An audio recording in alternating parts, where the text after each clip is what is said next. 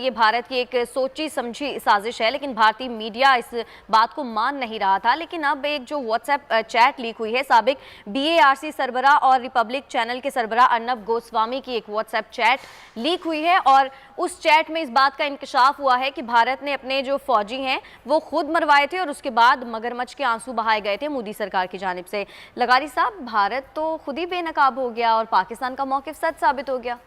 देखें, सच कभी छुप नहीं सकता है और हमारे अहद का सबसे बड़ा झूठा आदमी जो है वो मोदी है। बिल्कुल ऐसा ही है। और सबसे बड़ा टेररिस्ट भी मोदी है।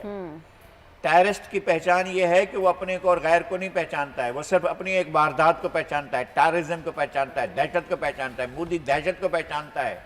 मोदी का ये नुक्ता नज़र, लोगों का ये ख्याल था कि मुसलमानों का कातिल है। हाँ, मुसलमानों का कातिल है, मगर वो हिंदुओं का भी कातिल है, वो जेंट्स का भी कातिल है, वो तमाम उन मज़ाहब को मानने वालों का। उसकी कोई अखलाकियात नहीं है, कोई अकीदा नहीं है, कोई नुक्ता नज़र नहीं है। वो सिर्फ अपने मफाद को पेश नज़र रखता है और इंसानों का कत्ल करता है। ये अपने फौजी जो इसने देखें, पुलवामा के मसले पर किस तरह पाकिस्तान को घेरने की कोशिश की गई थी, हमने उस वक्त भी सारे हक़ाइक़ सामने रखे थे। इवन ये तक बात थी कि जनाब एक बच्चे का ख़ानदान, वो जो जिसको मुतासर किया गया था, उसने जाकर किया। अब तो मालूम हुआ कि वो भी नहीं था जो भी कश्मीरी के ऊपर लगा रहे थे ये।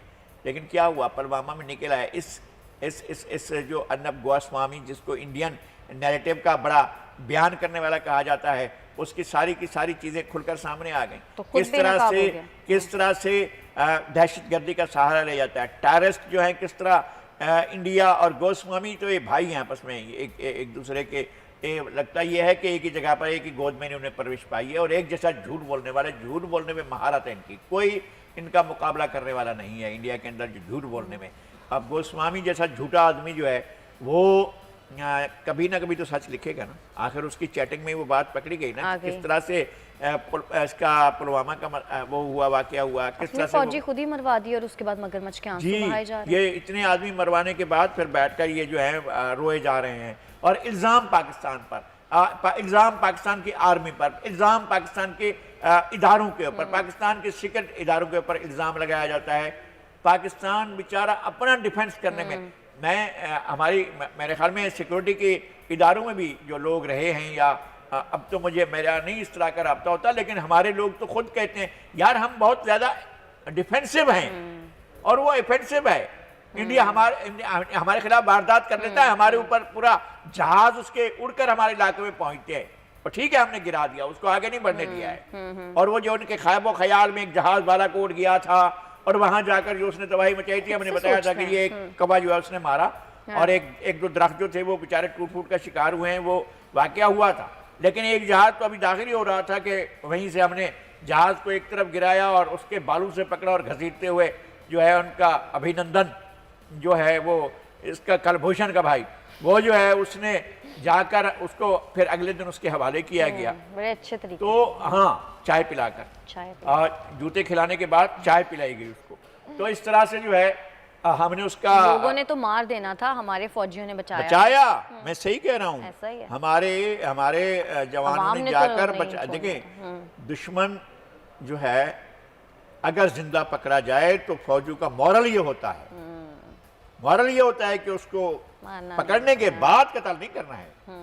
हाँ, आपकी गोली का निशाना बन गया, लेकिन जब वो गिर गया है, लोगों के हाथों में आ गया, तो फिर आपने उसको बचाना है। ये आपका जिनेवा कन्वेंशन ये कहता है आपका कि आपके हाथ में अगर आ गया है तो जंगी, हमने जंगी कैदी के तौर पर भी उसको एक रात ही रखा है, उसको फिर भी बड़े वीआईपी अंदाज में रखा हमने तो ख्याल किया उसका और हमने अगले दिन वापस भी भिजवा दिया।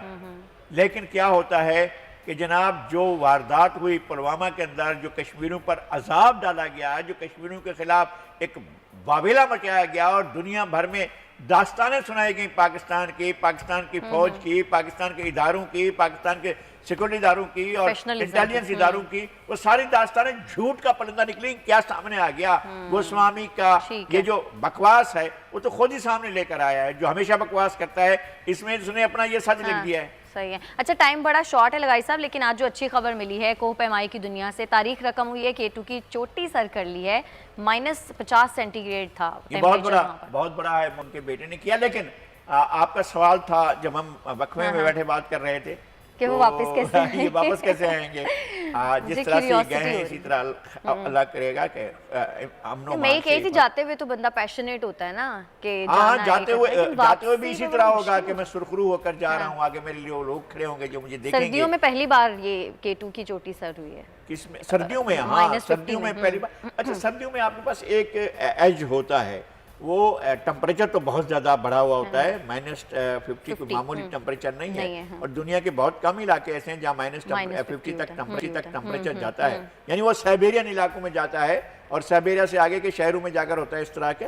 लेकिन किसी और दुनिया के सरजमीन पर इतना टेम्परेचर नहीं होता है। लेकिन एक बात सिर्फ होती है कि बर्फ जम चुकी होती है और बर्फ के स्लाइड्स पड़ने के इम्कानात कम होते हैं, अच्छा। इसलिए कि जमी हुई बर्फ है ना। अब अगर पिघल रही होगी तो वो फिर गिरने गिरेगी का ना। खतरा होता अब पिघल नहीं रही है, जमती जा रही है, तो उसके ऊपर पैर धंस तो जाता है, हाँ। लेकिन उसके स्लाइड पड़ने का इम्कान बहुत कम होता है। इंशाल्लाह आप फिक्र ना करें, इंशाल्लाह और वापस इंशाल्लाह हम न्यूज़ देंगे कि वो लोग बखैर आफियत वापस आ गए। बिल्कुल।